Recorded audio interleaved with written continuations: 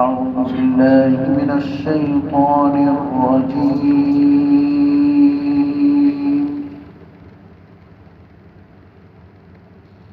بسم الله الرحمن الرحيم.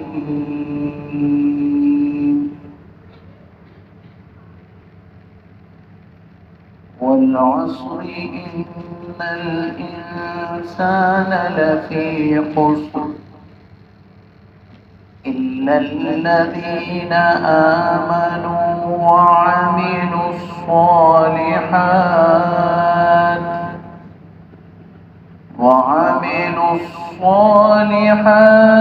وتواصوا بالحق وتواصوا بالصبر.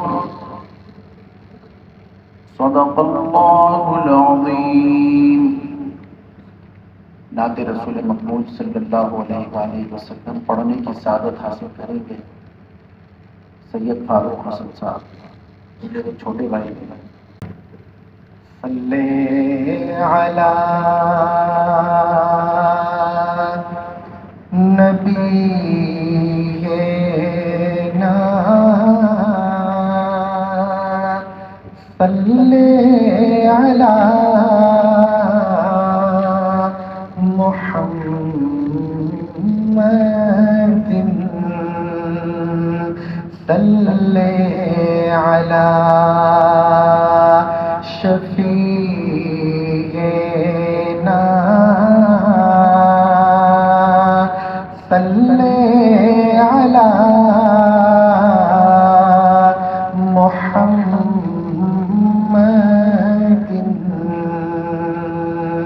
صلی علی ہادینا صلی علی محمد.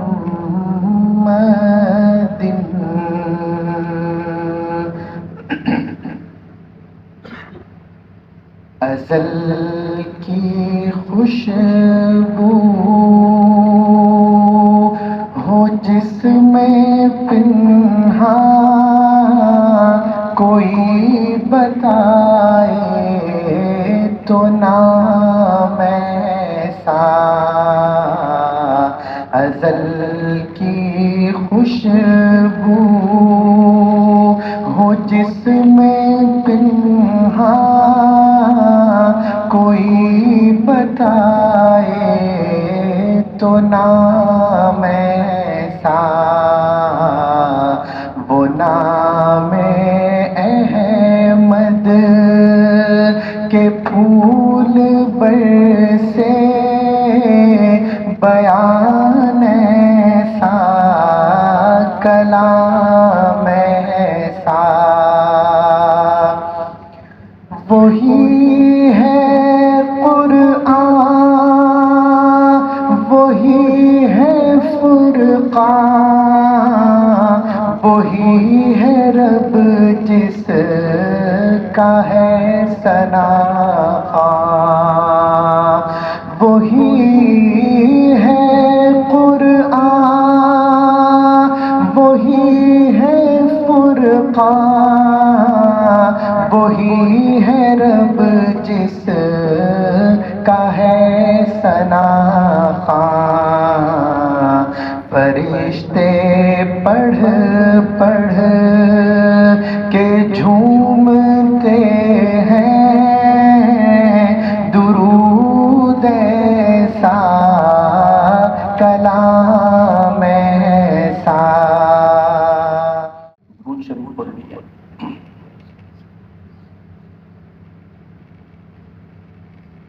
اور کوئی نہیں ہے حضور آگے.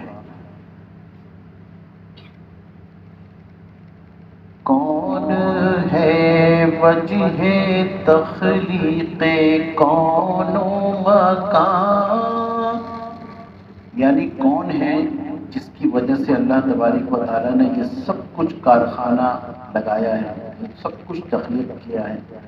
میں بارہا عرض کرتا ہوں، حضرت عمر رضی اللہ تعالیٰ عنہ اس کے راوی ہیں. حضرت عمر رضی اللہ تعالیٰ عنہ فرماتے ہیں کہ اگر اللہ تبارک و تعالیٰ کو نبی کریم صلی اللہ علیہ وآلہ وسلم کو مبعوث نہ کرنا ہوتا تو یہ دنیا نہ بناتے۔ کون ہے وجہ تخلیق کون و مکان، اور کوئی نہیں ہے حضور آپ ہیں، اور کوئی نہیں ہے حضور آپ ہیں۔ عبد و معبود کے آج بھی درمیان، یعنی بندوں کے اور معبود اللہ تبارک و تعالیٰ کے درمیان آج بھی کوئی ہستی اگر ہے تو وہ نبی کریم صلی اللہ علیہ وآلہ وسلم ہے۔ عبد و معبود کے آج بھی درمیان، اور کوئی نہیں ہے حضور آپ ہیں۔ زینت بحر و بر، رونق آسمان، زینت بحر و بر، رونق آسمان، اور کوئی نہیں ہے حضور آپ ہیں، اور کوئی نہیں ہے حضور آپ ہیں۔ ہر عبادت کی جان شامل ہر اذان، ہر عبادت کی جان شامل ہر اذان، اور کوئی نہیں ہے حضور آپ ہیں، اور کوئی نہیں ہے حضور آپ ہیں۔ کوئی عبادت بھی نبی کریم صلی اللہ علیہ وآلہ وسلم کا نام لیے بغیر یا آپ کے طریقے کے بغیر مکمل نہیں ہو سکتی۔ عام طور پہ لوگ یہ کہتے ہیں کہ ہمارے سامنے قرآن ہے، اللہ کا کلام ہے، تو نماز جیسی بڑی عبادت میں آپ دیکھیں سنت کتنی جگہ ہے۔ ہم تکبیر کہتے ہیں اللہ اکبر، اس کے بعد ثنا پڑھتے ہیں سبحانک اللہم و بحمدک و تبارک اسمک و تعالی جدک ولا الہ غیرک۔ یہ قرآن حکیم میں تو نہیں ہے، لیکن ہم پڑھنے کے پابند اس لیے ہیں کیونکہ رسول اللہ صلی اللہ علیہ وسلم نے ہمیں بتایا۔ ہم پھر پڑھتے ہیں رکوع میں جا کے سبحان ربی العظیم، یہ قرآن حکیم میں نہیں ہے۔ ہم پڑھتے ہیں سمیع اللہ لمن حمدہ ربنا لک الحمد، اور پھر بعض روایات میں حمدن کثیرا طیبا مبارکا فیہ، یہ بھی قرآن حکیم میں نہیں ہے، یہ سنت ہے۔ پھر اتحیات پڑھتے ہیں، پوری اتحیات قرآن حکیم میں نہیں ہے۔ پھر درود شریف پڑھتے ہیں، پورے قرآن میں درود شریف نہیں ہے۔ سجدے کی تسبیح سبحان ربی الاعلی، یہ قرآن حکیم میں نہیں ہے۔ دو سجدوں کے مابین ایک تسبیح ہے اللہم اغفر لی ورحمنی واجبرنی وارفعنی واہدنی وعافنی وارزقنی، یہ قرآن حکیم میں نہیں ہے، سنت ہے۔ ہم السلام علیکم ورحمۃ اللہ کہتے ہیں، یہ قرآن حکیم میں نہیں ہے، آپ صلی اللہ علیہ وسلم نے ہمیں بتلایا۔ تو کتنی چیزیں ہیں جو قرآن حکیم میں نہیں ہیں، آپ صلی اللہ علیہ وسلم نے ہمیں بتائی۔ اسی طرح ہر عبادت کا، تو ہر عبادت کی جان شامل ہر اذا، اور کوئی نہیں ہے حضور آپ ہیں صلی اللہ علیہ وسلم۔ دھڑکنوں میں نہا ماورائے گمان، دھڑکنوں میں نہا ماورائے گمان، اور کوئی نہیں ہے حضور آپ ہیں، اور کوئی نہیں ہے حضور آپ ہیں۔ حرف قرآن ناطق خدا کی زبان، زبان حرف قرآن ناطق خدا کی زبان اور کوئی نہیں ہے حضور آپ ہیں کون ہے وجہ تخلیق کون و مکان اور کوئی نہیں ہے حضور آپ ہیں صلی اللہ علیہ وسلم الحمدللہ وکفی وسلام علی عبادہ الذین اصطفیٰ۔ مفتی فیضان صاحب اصلاحی مجلس کیا کرتے ہیں ہر اتوار کو بعد نماز عصر، لیکن وہ دینی مصروفیت کی وجہ سے کہیں دورے پر ہیں، اس لیے وہ آج حاضر نہیں ہو سکے۔ چند باتیں آپ سے عرض کرنی ہے۔ میں نے آپ سے گزشتہ اتوار بھی یہ عرض کیا تھا کہ ہماری اس مجلس اور محفل کا مقصد ہے اصلاحی، تاکہ ہم سب کی اصلاح ہو۔ میں بھی مجبور ہوں، ہم سب بھی مجبور ہیں اصلاح کے۔ اصلاح کا مطلب ہے کہ ہماری اصلاح ہو جائے اور ہم اللہ تعالیٰ کے مقرب بندوں میں شامل ہو جائیں۔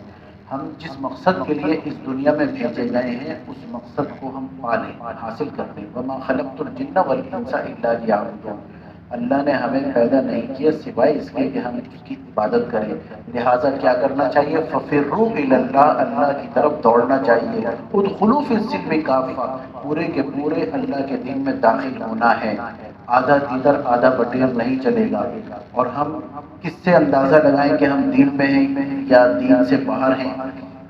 آپ صلی اللہ علیہ وسلم نے حضرت ابو امامہ رضی اللہ تعالیٰ عنہ نے جب یہ سوال کیا کہ یا رسول اللہ کیا پتہ چلے گا میں مسلمان ہوں، میں مومن ہوں، آپ صلی اللہ علیہ وسلم نے فرمایا کہ جب کوئی نیکی تمہیں خوشی میں ڈال دے اور جب کسی گناہ کے بعد تمہیں تکلیف ہو، رنج ہو کہ یہ میں نے کیا کر دیا، تو تم یہ سمجھو کہ تم مومن ہو۔ اور اگر یہ کیفیت نہیں ہے، ہمارے یہاں ایک بڑا المیہ کیا ہے کہ اگر میں کوئی غلط کام کر رہا ہوں تو میں دوسروں سے یہ کہتا ہوں یا اپنے دل کو یوں سمجھاتا ہوں کہ سارے ہی ایسا کر رہے ہیں، اگر میں نے کر لیا تو کیا ہوا، سبھی ایسا کر رہے ہیں۔ بھائی سب نماز بھی پڑھ رہے ہیں، کہنے لگے اللہ کا شکر ہے اتنا تو ہے کہ میں جمعہ پڑھ رہا ہوں، یا جو ایک دو وقت کی نمازیں پڑھتے ہیں دن میں وہ یہ کہتے نظر آتے ہیں کہ ہم ایک دو وقت کی تو کم سے کم پڑھ رہے ہیں۔ ان لوگوں سے تو اچھے ہیں جو نماز ہی نہیں پڑھ رہے، ان لوگوں سے تو اچھے ہیں جو جمعہ ہی نہیں پڑھ رہے، ہم کم سے کم جمعہ تو پڑھ رہے ہیں۔ تو میرے دوستو ایسا نہیں چلے گا، پورے کے پورے داخل، پھر ہماری خوشیاں ہمارے غم وہ آپ صلی اللہ علیہ وسلم کی بتائی ہوئی تعلیمات کے مطابق نہیں ہیں۔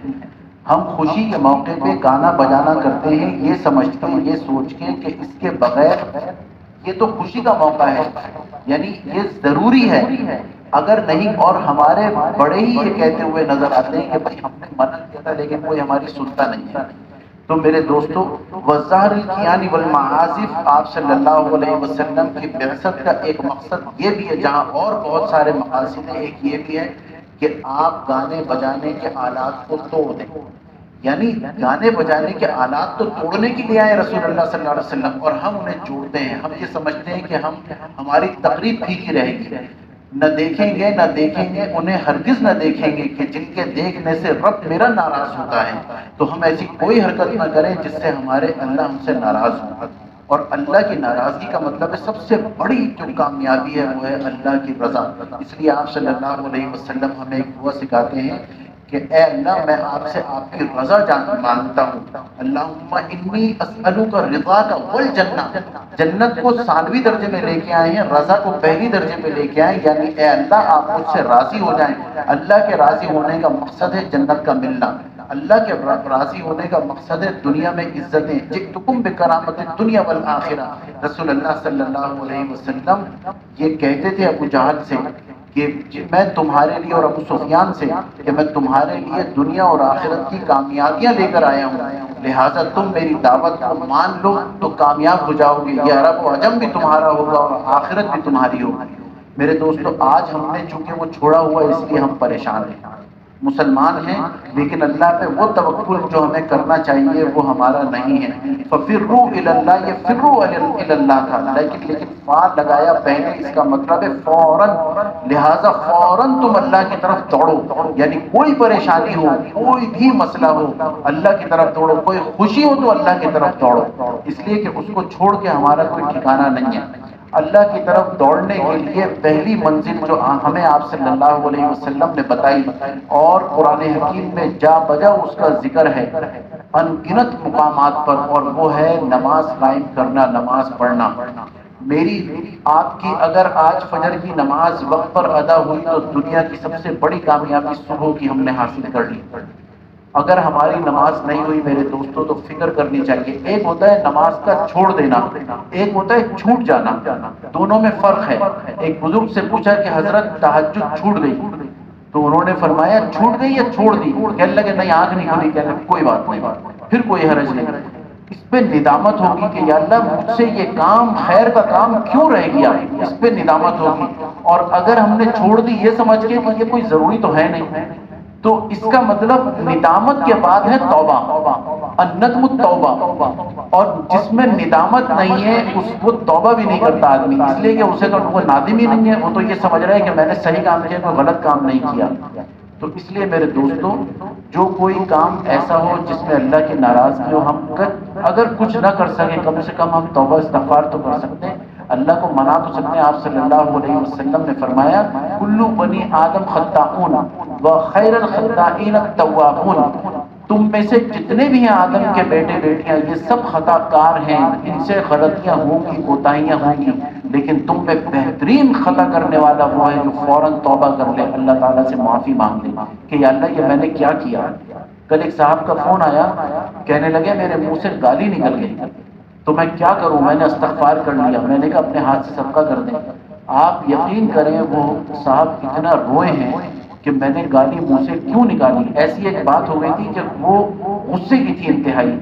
کہنے لگے یہی تو مجھے ضبط کرنا تھا، یہی تو میرا امتحان تھا، یہی تو میں پرکھا جاتا، اور یہیں پر میں پھسل گیا، میں نے گالی اپنے منہ سے نکال دی. وہ روئے ہیں اور نادم اور پشیمان رہے ہیں. آج جب تک بات ہوئی ہے اس وقت تک بھی وہ پریشان تھے کہ میں نے یہ کیا گناہ کر دیا. تو میرے دوستوں ان سے اللہ محبت نہیں کریں گے کیا، جو ایک خطا کر کے اور اتنا اپنے آپ کو گڑ گڑا رہے ہیں، رو رہے ہیں کہ یا اللہ یہ مجھ سے کیا خطا ہو گئی. ہمارے گھروں کی جو دین ہے میرے دوستوں، گھروں کا دین وہ بھی وہ دین نہیں ہے جو دین مطلوب ہے. آپ صلی اللہ علیہ وسلم جب گھر میں جاتے مسکراتے ہوئے جاتے تھے.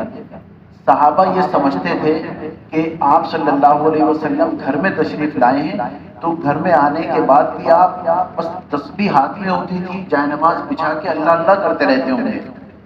تو ایک صحابی نے اپنی اہلیہ سے کہا کہ جاؤ رسول اللہ صلی اللہ علیہ وسلم کی ازواج سے پوچھ کر آؤ کہ آپ کی گھر کا دین کیا ہے. وہ گھر پہ آئی، انہوں نے پوچھا کہ رسول اللہ صلی اللہ علیہ وسلم کے گھر کا دین کیا ہے. تو انہوں نے فرمایا، انہوں نے بتایا حضرت عائشہ صدیقہ رضی اللہ تعالیٰ عنہ نے کہ جب رسول اللہ صلی اللہ علیہ وسلم گھر میں تشریف لاتے ہیں تو مسکراتے ہیں، ہم سے باتیں کرتے ہیں، کھیلتے ہیں، ہمارے ساتھ ہنسی مذاق کرتے ہیں، لیکن جب اذان کی آواز آئے کہ اللہ یعرفنا تو ایسے ہو جاتے ہیں جیسے ہمیں پہچانتے بھی نہیں.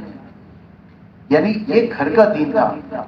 ایک بہت بڑے بزرگ نے اپنی کتاب میں لکھا ایک واقعہ، اور کسی آیت کی ذیل میں ہے، غالباً اس آیت کی ذیل میں، کہ ان کے ساتھ اچھے طریقے سے، یعنی اپنی ازواج کے ساتھ اچھے طریقے سے پیش آؤ.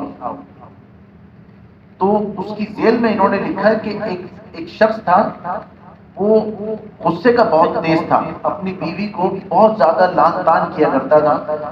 تو سالن کی ایک دن پلیٹ اس کے سامنے آئی اور اس میں مرچیں بہت تیز تھیں.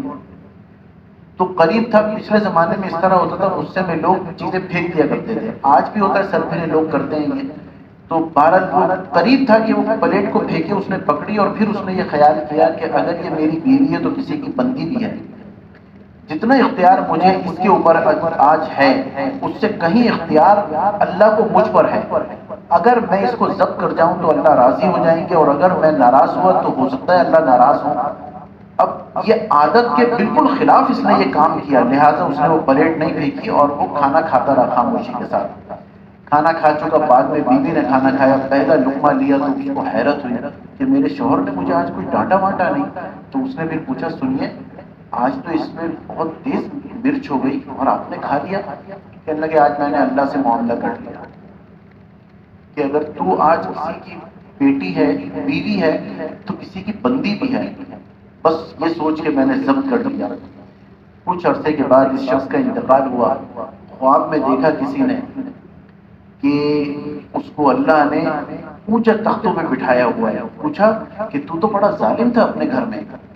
تو اس نے کہا کہ ہاں ظالم تو میں تھا، لیکن ایک دن کے عمل نے جب میں نے ضبط کیا اللہ کے لیے، بس اس ضبط نے مجھے یہی کہا گیا تھا کہ تو نے کوئی نیکی نہیں کی، لیکن اس رات کو جس دن تو نے ہماری وجہ سے اپنی بیوی کے اوپر ضبط کیا غصہ، اور غصہ نہیں نکالا، ہم تیری بخشش کرتے ہیں. تو میرے دوستوں یہ واقعہ بیان القرآن میں صاحب بیان القرآن نے اس کو نقل کیا ہے. تو کوئی تو وجہ ہوگی اتنی بڑی اس کی. حضرت انس رضی اللہ تعالیٰ عنہ 9 سال آپ صلی اللہ علیہ وسلم کی خدمت میں رہے. جب آپ گئے ہیں تو کسی نے پوچھا کہ کتنا عرصہ رہے؟ کہ 9 سال رہا ہوں. کہا کیا کیسا پایا نبی کریم صلی اللہ علیہ وسلم کو؟ اب آپ جواب سنیے کتنا عجیب و غریب تھا. انہوں نے حضرت انس رضی اللہ تعالیٰ عنہ نے بیان فرمایا، کہتے ہیں کہ اس 9 سال میں کیوں کا لفظ نبی کریم صلی اللہ علیہ وسلم اپنی زبان پر نہیں لے کے آئے کہ تم نے یہ کام کیوں کیا یا تم نے یہ کام کیوں نہیں کیا. ہم تو صبح سے شام تک یہ لفظ کہتے ہیں کہ بھئی یہ کیوں کیا یا کیوں نہیں کیا. تو کیوں کا لفظ استعمال نہیں کیا.